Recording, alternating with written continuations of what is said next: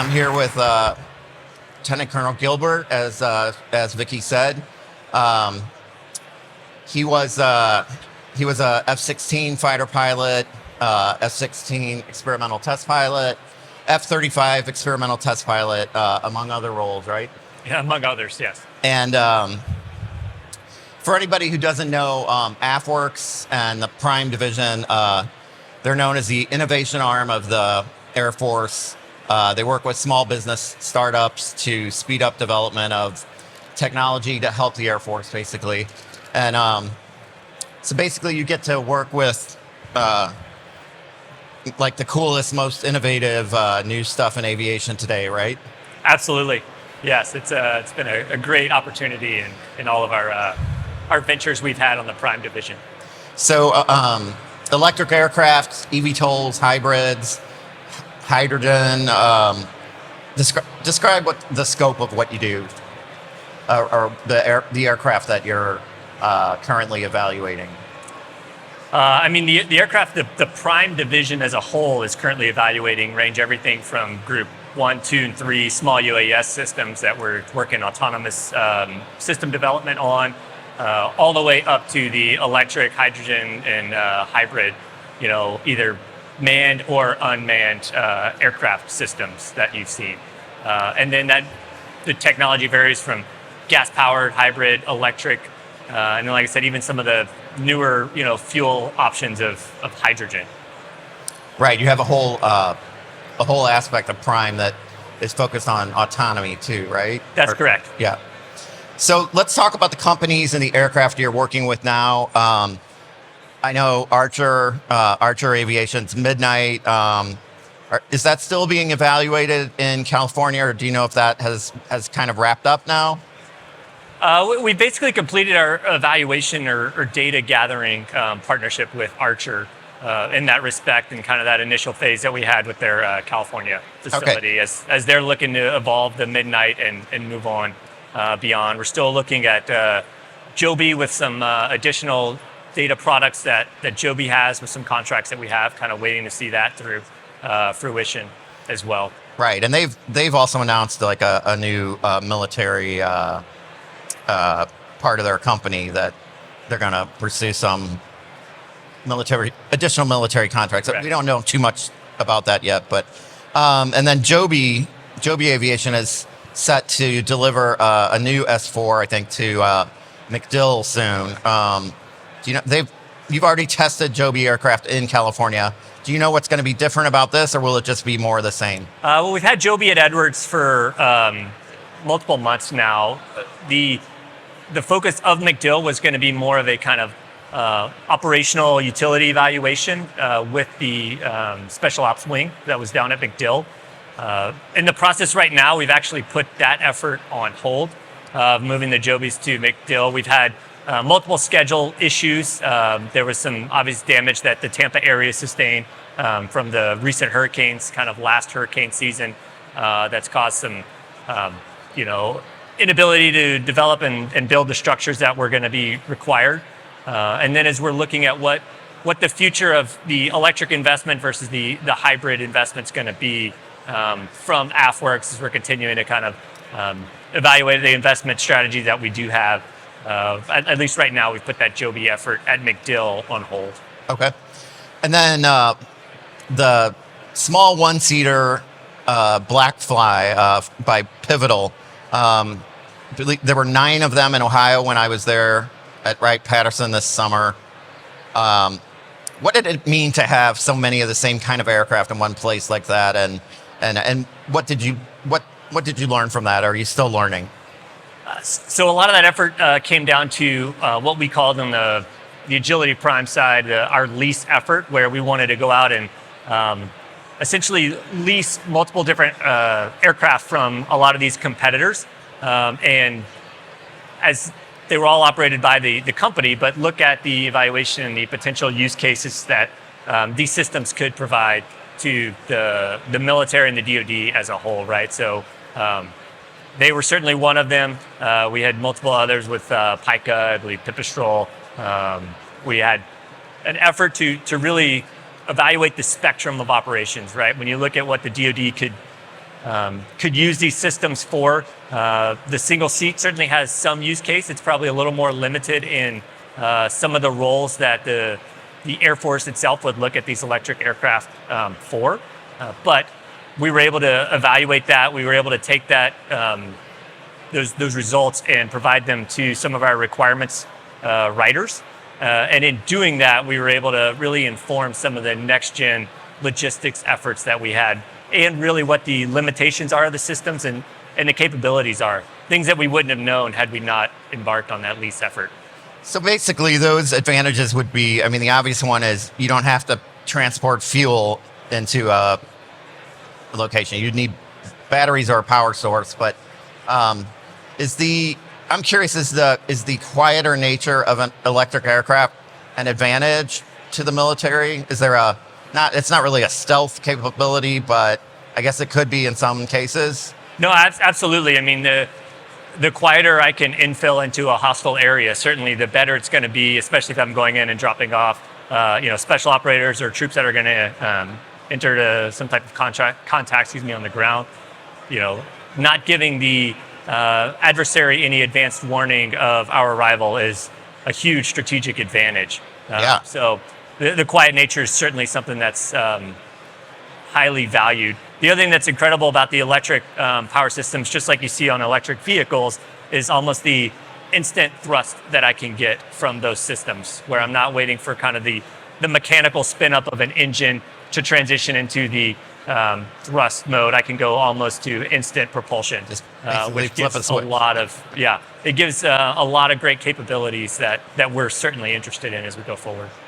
Cool. So you mentioned hybrid as one of the things that you're evaluating, and I guess there's sort of a kind of an increased interest in hybrid electric at this point, as I understood.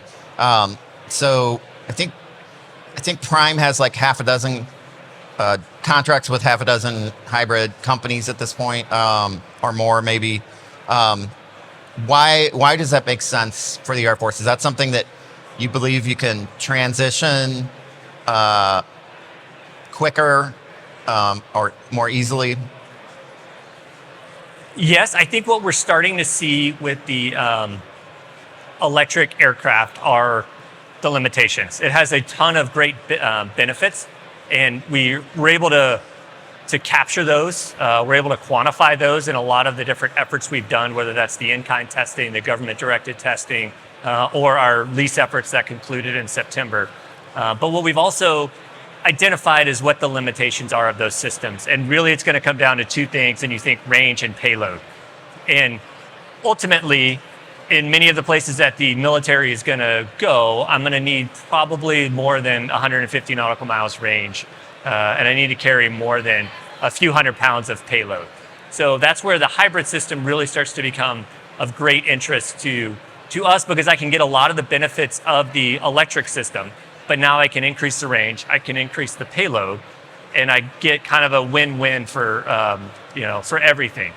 So that's really what we're looking at. There's a few efforts that have come out. There's the next gen air logistics system, kind of last tactical leg, that's looking at 1,000 pounds, 1,000 miles. So really what we're trying to do is shape a lot of our future efforts to meet some of those gaps that we're identifying within the kind of advanced logistics efforts, right? So what that could include is, think about the Pacific Theater, but instead of having large bases and only a couple locations, now I may have tens of bases, hundreds of bases or locations that I've got to go about resupplying. Well, I don't currently have a fleet of aircraft that can meet that demand, but these type of systems, shorter legs, but again, you're still talking at least close to 1,000 miles with just the vast distances that exist. I'm going to need something more capable than what we're currently seeing out of the electric systems. But we know that we've had great success in the development of these electric systems, and I think a lot of those successes are going to build over and bridge over into those hybrid system developments. So over the last decade, we've seen this proliferation of new proposed designs for eVTOLs, and you've been evaluating a number of those. Is that era over now, where are we going to continue to see novel eVTOL designs getting new prime contracts, or is that kind of are you kind of good where you're at now with the ones you have?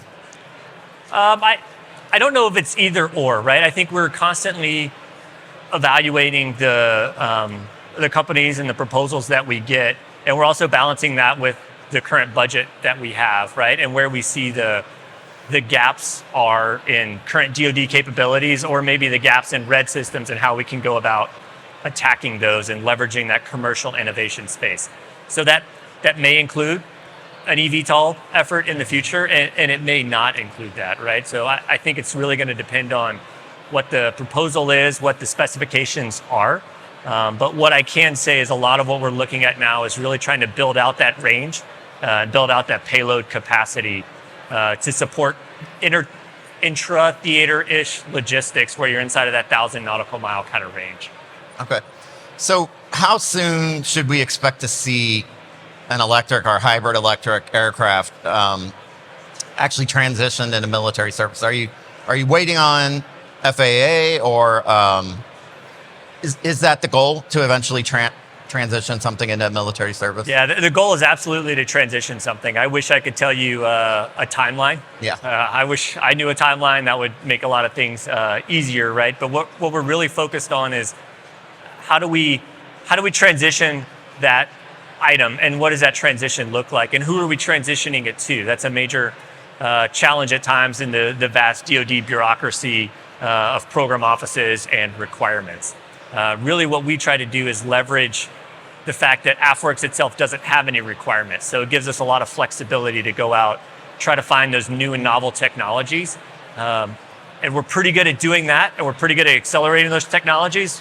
What we haven't done the best at so far is transitioning those into some type of program of record. So we're really focused on meeting the current needs of the program offices that are out there, both the needs that they have and maybe even the needs that they don't quite know about yet, but they have some gaps that we're able to go and tackle while they're focused on meeting their big R requirements that they're going after.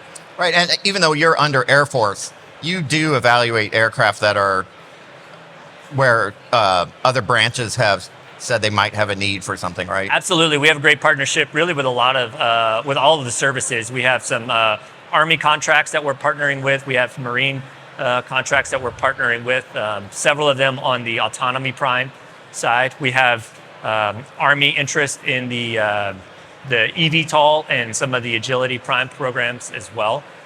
So we really do our best to go out, source across the DoD for interested customers. We recently hosted a Coast Guard admiral in our Dayton facility, also trying to bring them into the fold and explain to them kind of what some of these capabilities of the eVTOL and the hybrid systems could be.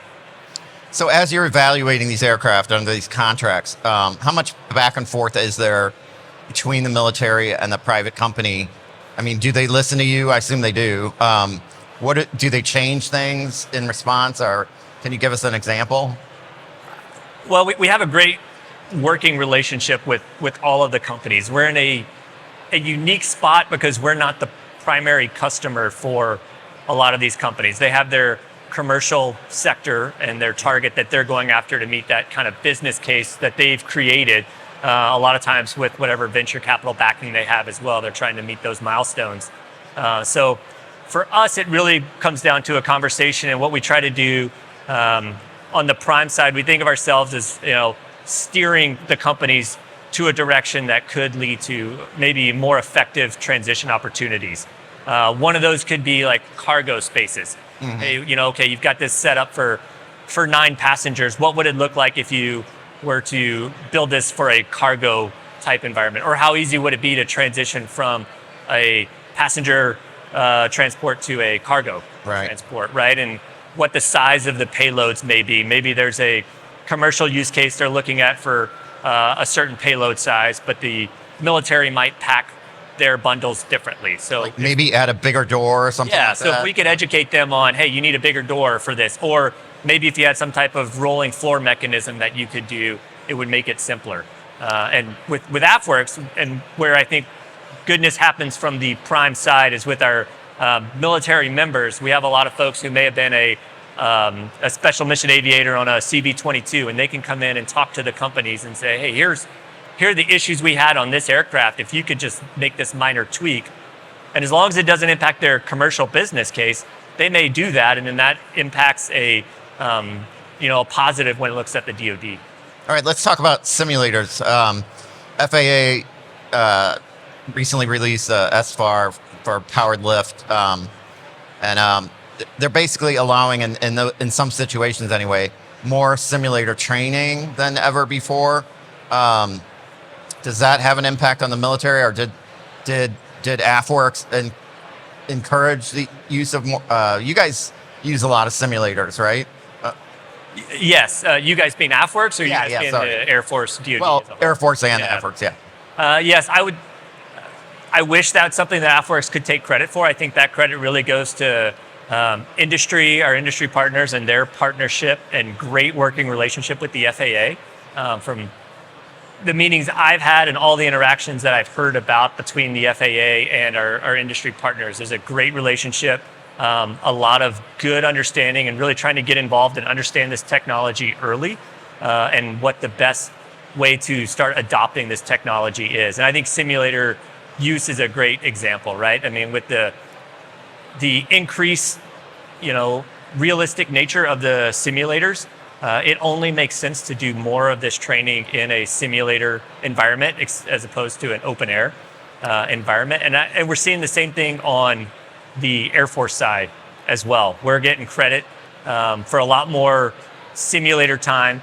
We're actually requiring our pilots to do a lot more missions in the simulator, really than we have ever before. And a lot of that's because of the inability to use some of our systems in the open air environment, or the restricted of the airspace, not having enough airspace to use with some of the ranges that we have.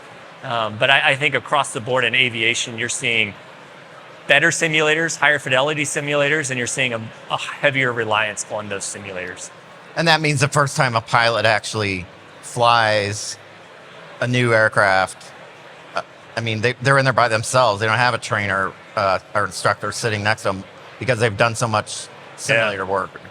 Yeah, and as a pilot, I think that's good. I hope that's good. I'm not totally sure. I mean, you and I both talked about getting to fly the simulator of some of these eVTOL, and it is incredibly easy. Yeah. In the simulator, and if the real system is the same way, then that's great. Obviously, the challenge then becomes of what kind of failure modes can you simulate in the sim. What does it feel like when you're really in the airplane and you're really moving and your life's really on the line and you're not just in a sim and you're like, I'll just try it again. So that'll be interesting. They are very easy. I actually got to fly a lift Hexa. Wow. Okay. Which, I'm not a pilot, but it's basically just pushing a button to go up and a button to go down. And but what happens when it doesn't work right? Well, I was only 30 feet off the ground, so still could be hurt, I guess. But all right, so a lot of this boils down to like the acceleration of the procurement process, which I understand AFWerx is that was a major focus of AFWerx like a few years ago, I guess. And apparently that's been deemed a huge success for AFWerx, to evaluate these novel emerging aircraft types in a much quicker time frame than historically. Is that accurate, would you say? I would say it's absolutely accurate. I don't,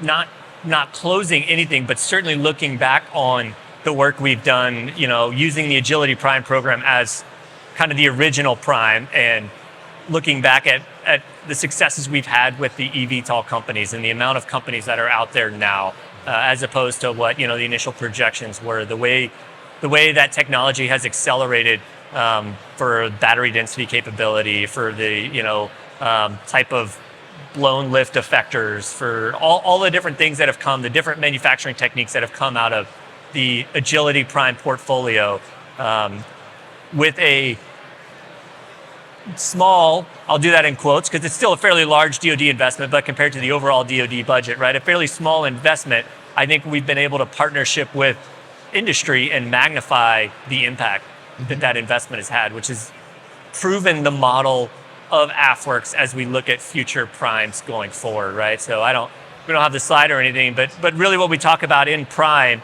is identifying novel technology that could meet a military use case, accelerating it with the investment that we have, whether that's from SBIR dollars or with other dollars that we get from Congress or from the Air Force, and then to rapidly transition that, right? And we're still working on the rapidly transition for the large systems, but we've seen some great successes with smaller systems, software developments, pieces and parts of systems. We've seen great success in transitioning that to different program offices. So absolutely a success, and I think a testament to those who stood up the AFWerx and the prime model, late 2017 to 2020, and certainly looking to something we want to build on as we go forward to any of our future investments. All right. I guess we'll throw it out to anybody who's listening who wants to ask a question of Lieutenant Colonel Gilbert. Anybody? Anybody in the audience have a question? Would you please state your name and who you're with? Sure. Hi, I'm Chris Corton. I'm with Electra. I'm just wondering where you see the next focus for the primes being. Moving out of agility prime, autonomy prime is really one. I'm wondering if there's others that you are focused on in the next couple of years. Yeah, so we're always looking for where those novel tech areas and where industry innovation is happening, and that we can look to try to leverage that into the DoD. I think our innovation capability within the DoD has probably been lagging over the last few decades, and industry has just outpaced the DoD in that, right? So really what we're trying to do is figure out where that's going and then how we can leverage that into DoD auspices and applications. I think one of the ones we're seeing a lot of that everyone's been really starting to hit on, you've seen in open source, the defense industrial base, and our ability to rapidly build things should we need them is going to be a challenge, right? I'm not going to be able to just take the Ford plant and change it to make F-35s. It's just not going to work that way anymore, right? And a lot of what we've seen from some of these eVTOL companies has been incredible manufacturing leaps in their technology, right? So how can we look into that world and start to apply that to some of the ways that we want to do new and novel technologies in the military? That's probably going to be one that we're going to start looking at pretty hard, right? Because I think that's an area that industry is far outpacing the current sustainment centers and aircraft manufacturing pieces that the DoD is using. Hi, John Langford with Electra. One of the things that Colonel Diller said, when he at the very first kickoff meeting for the program back in 2020, was that he didn't want to see this area of competition go the same way as the small drones, where the Chinese essentially took over the market, right? The Chinese are obviously super active in this area, the whole eVTOL and related electric area. And I wondered if you could just comment on how you see that competition with China playing out today, shaping up today, and playing out in the near future. Yeah, that's great, John. Thanks. I think that will always be a concern, and I think you're right. And that's certainly a major success that I think we look back on the eVTOL effort and go, we set out to keep that industry here in the United States and to make the United States a leader in that environment. And I think so far that has been a success. Absolutely. I hope we're able to keep that market. I think we will. I'll be honest, I'm not totally versed on everything China's got going on in regards to the electric VTOL capability. I know certainly when you start talking about the rare earth materials and everything else that comes from making batteries, and there's certainly concern in that market. But I think that's a success that we look back on and say we accomplished that objective. But now we got to make sure that we don't lose that objective or take our eye off the ball. And I think really from our senior leaders all the way down there is a renewed emphasis on the competition that we're in, and the buildup of potential conflict somewhere within the region. So we're certainly aware of that and continuing to watch that. But I would call that certainly a success from our perspective. Okay. Any other questions? Okay. We might be almost out of time. I'm not sure. That's good. Hi, I'm Liam. I work at Eglin Air Force Base, and you guys talked about the limitations with eVTOLs being range and the payload. Are you also investing into batteries as well as hybrids, because that could be another solution to the limitations you talked about? Are we invested in batteries? We have a small effort that we're doing within the Agility Prime scope to invest in quick charging technologies. I think really what we're focused on is trying to send the message to the companies of, hey, here's what we think we're going to need from a range and payload capacity, and then let the companies go forth with some of the investment.